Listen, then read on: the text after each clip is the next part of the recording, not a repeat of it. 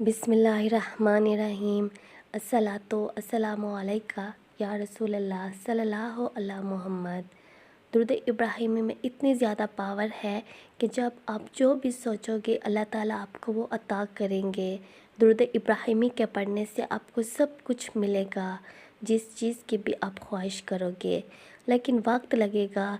कभी कभार असरात होती हैं, नज़र बद होती है या बंदिश होती है, जो काम होने में टाइम लगता है।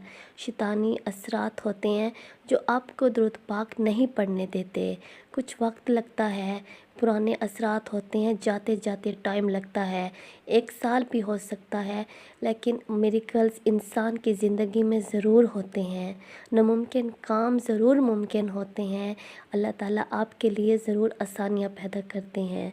ऐसा कोई भी इंसान नहीं है कि जब आप दुरूद इब्राहिमी पढ़ो और आपको फ़ायदा ना मिले।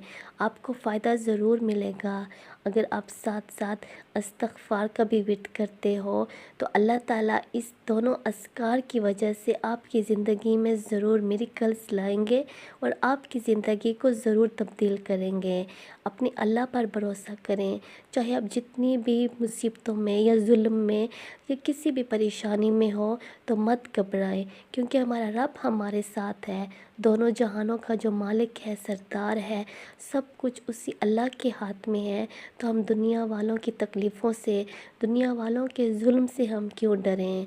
आप दुरूद इब्राहिमी पढ़ो, इस्तिग़फ़ार पढ़ो, रोज़ाना 313 की तादाद में ज़रूर पढ़ें दुरूद इब्राहिमी को, और इस्तिग़फ़ार को जितना ज़्यादा आपसे हो सके पढ़ें और ख़ामोश रहें। ख़ामोशी में इतनी पावर है, अगर आप सामने वाले को उनके जुल्म की जवाब देंगे भी सही, लेकिन आप अपने दर्द, अपनी तकलीफ़ें उस कदर नहीं बता सकेंगे जिस कदर अल्लाह ताला ख़ुद बताएगा।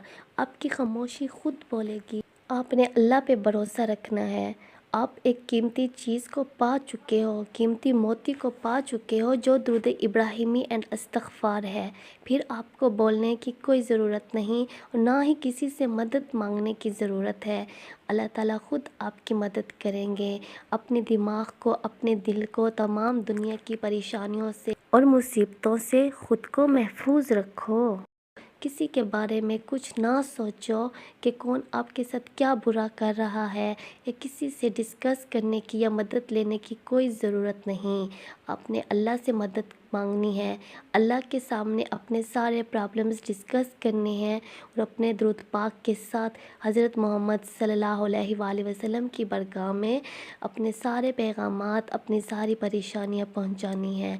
आप यकीन जाने अल्लाह ताला आपको इन अमाल की वजह से भी आपको इतना कुछ नवाजेगा कि आपने सोचा भी नहीं होगा। आपकी ज़िंदगी में तमाम काम जो नामुमकिन थे वो मुमकिन होते जाएंगे इंशाअल्लाह। सल्लल्लाहु अला मोहम्मद।